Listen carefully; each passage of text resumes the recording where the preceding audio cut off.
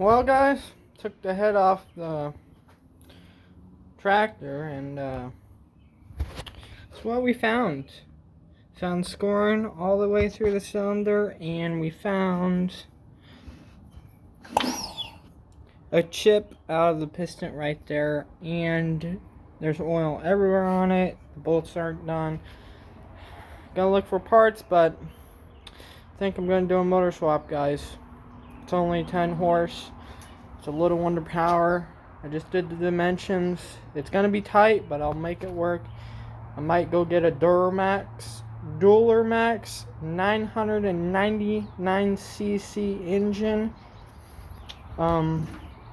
which I think is like 25 horsepower. It's gonna run better. It's gonna be tight in the frame. Height wise, I think we're good. Might have to modify the hood a little, or the frame. Width, it's going to be extremely wide, but I'll figure it out. And long, I gotta see how long it is, because there's only that area. Then there's output shaft on it. Gotta put two things on there, one for the deck and then one for the transmission, because I still want to be a lawnmower. I just don't want to be a tractor.